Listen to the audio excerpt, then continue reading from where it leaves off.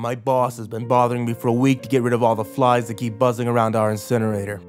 I don't know where the hell they all come from so suddenly, but they're a major pain in the ass. You'd think I'd be used to it considering my deal with the municipal waste all day, but honestly, this is the first time that we've encountered more than a handful of flies, and believe me, this is way more than a handful.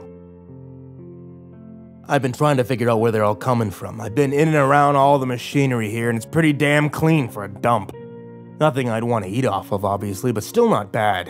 I mean, there's nothing nearly dirty enough to account for the number of flies buzzing around this place once we start a burn. Excuse my mouth, but these things are fucking disgusting.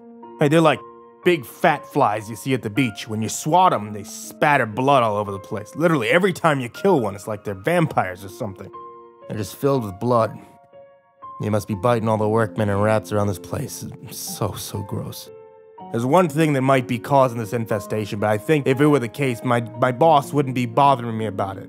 I've known for a while that he's been making some cash on the side by accepting industrial and medical waste from places that can't afford a permit to properly dispose of the stuff.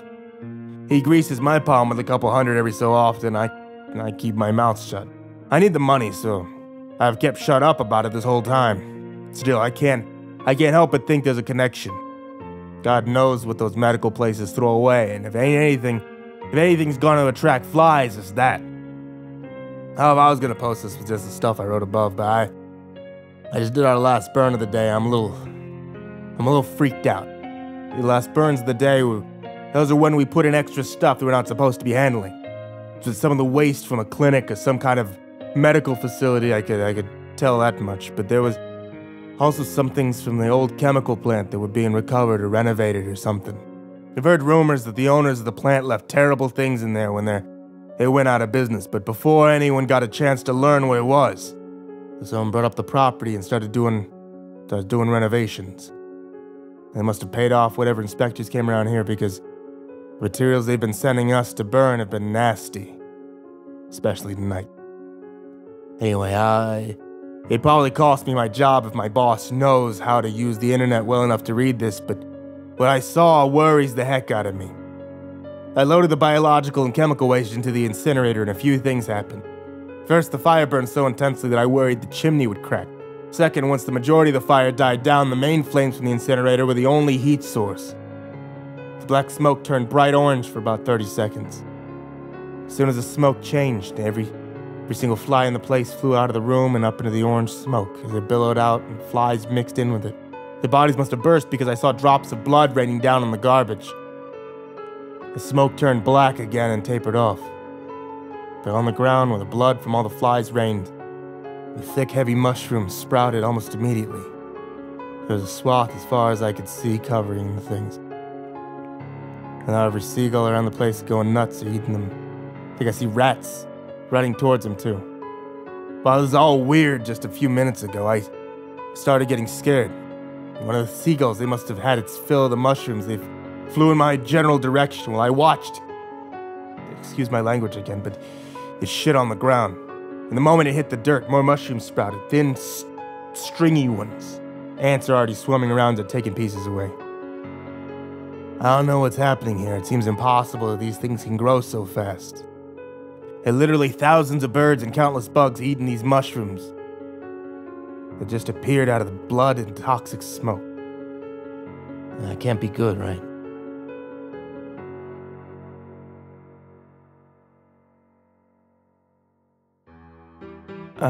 I'm into dead stuff. Birds, squirrels, rabbits, the occasional deer. I don't know why they just all, kind of do it for me. Oh, and just so all my cards are on the table with you folks, when I say, when I say do it for me, I mean sexually. Yeah.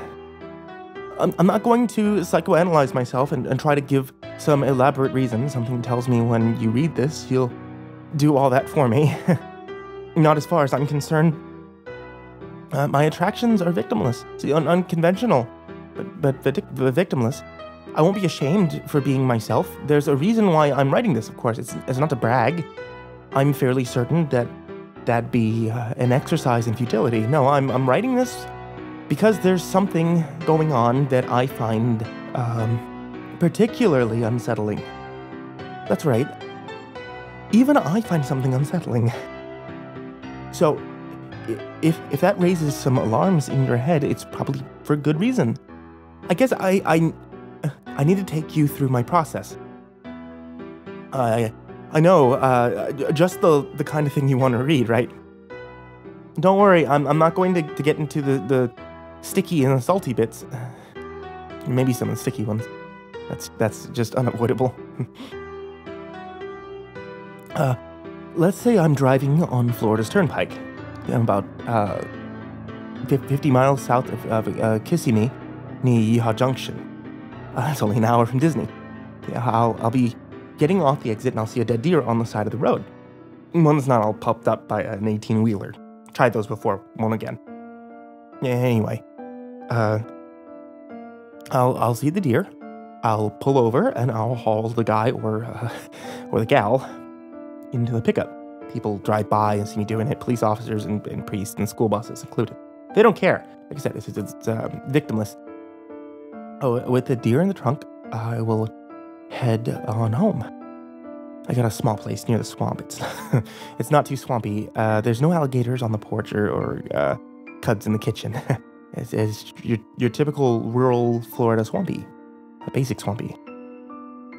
There's no neighbors for half a mile in all directions unless you count the armadillos. Armadillos, by the way, do not have a place in my bedroom, only in my heart. They're beautiful animals, regal in their own special way. I apologize for my digression, but I just thought that I'd mention that. So I'll haul the deer carcass out of the truck into a picnic table that I've got over by the shed. Being in Florida, the likelihood of the animal being ripe is rather high.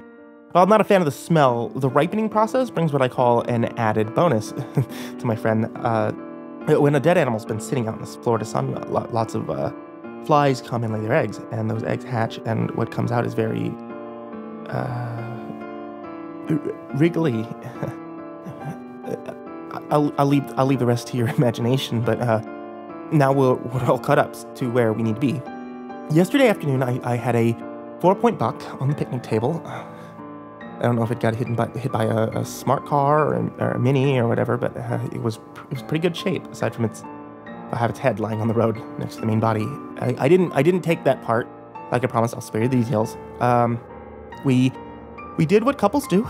I looked around for any other nooks or crannies that might have had fly babies hidden away inside. To my utter delight, there was quite a few little pockets of what looked like squirmy rice. I made a mental note of all the pockets of delight and started doing some chores around the house. A couple hours later, when I came back to my date, I was so surprised by what I found. All those pockets had grown huge. See, it looked like a few bowling balls had made craters in the poor guy, and those craters were full, and I mean full of fly worms.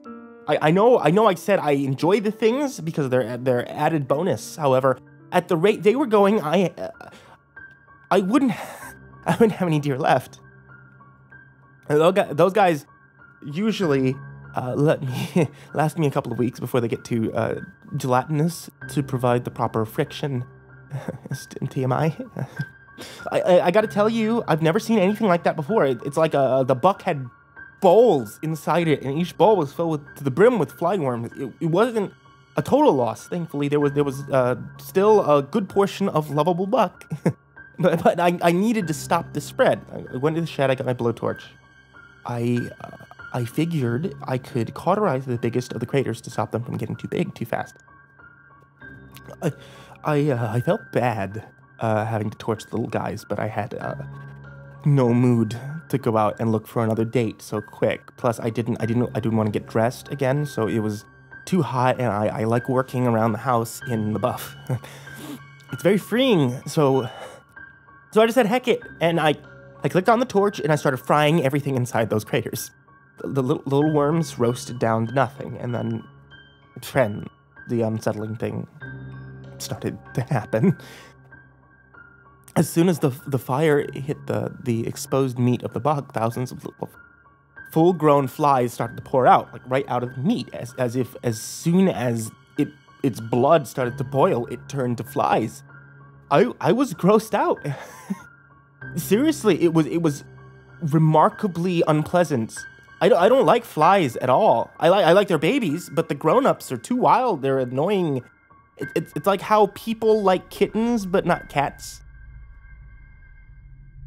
I kept torching until the area I wanted got cauterized, but I swear on my name, at least a million flies had to have come out of the buck. Once I was done, I snuffed the torch and I heard something awful. It was loud, constant buzzing coming from above me. I looked up and all the flies had come out and they were just hovering over me about like 10 feet up. This scared me a little. I'm a big guy and not much intimidates me, but for some reason the cloud of flies just felt very wrong to me. Ready to hear this stupid thing I did? Well, I was still holding the torch while I stared at the flies. It was off, but the end was still super hot from when I used it. Well, I was paying more attention to what was going on above me than I did. I didn't really think about what I was doing with the torch, and I turned around and, well, the tip of my hog slapped against the hot end of the torch. Readers, I bet you heard me holler from your houses, no matter where it is you all live. I dropped the torch, I grabbed myself, but even in my pain, I felt something pushing against my unit in my hands. I took one hand off and about 50 flies poured out on the spot. I was scared out of my wits. And then I remembered I hadn't washed any of the buck off me after our date. There had to be something wrong with its blood. I ran into the house and I put some ice on my burn, and from the kitchen window I watched all the flies still hovering above the buck. The ones that didn't come out of me were buzzing around my ceiling, and then out of nowhere they all popped. That's the only word I can use. They popped. And they covered the buck and me and my kitchen floor with what looked and smelled like blood. I don't know how the hell it could have been. I mean, shoot, I don't know how any of this could have been. I was still more concerned about my burn than the rest of my date and the kitchen floor, so I tended to that for the rest of the evening. I covered up my burn, I took a shower, which was remarkably hard to do when trying not to get your genitalia all wet, and I went to bed. I woke up in the middle of the night because my burn was bothering me. I headed into the kitchen to get another ice pack, and when I turned on the light, I was surprised to see the floor where the blood had landed was covered in mushroom. Weird thin ones that were like they were whitish gray. I flipped on the outside lights, and lo and behold, the dirt and the picnic table and the shed were covered with the same thing. My date too. I knew at that point he was a lost cause. Poor guy. My burn kept flaring. I had to take a leak, so I headed to the bathroom. The damn light bulb had blown out the week before, and I kept forgetting to pick up a new one. And I pulled my shorts down and around my ankles, peeled off my bandage, and sat down. I was too tired to stand, and I didn't want to risk missing the bowl in the dark.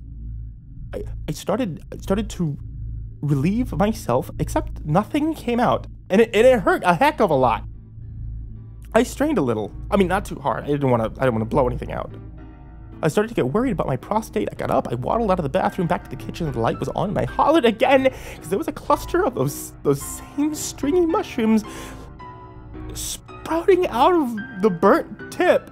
When I tried to pull them out, I felt something tugging way deep inside my groin. It hurt a lot. I didn't want to mess up my downstairs any more than it already was, so that's what I'm writing you guys.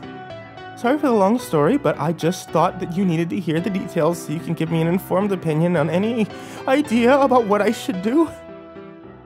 I gotta pee real bad, and those mushrooms keep getting longer and longer.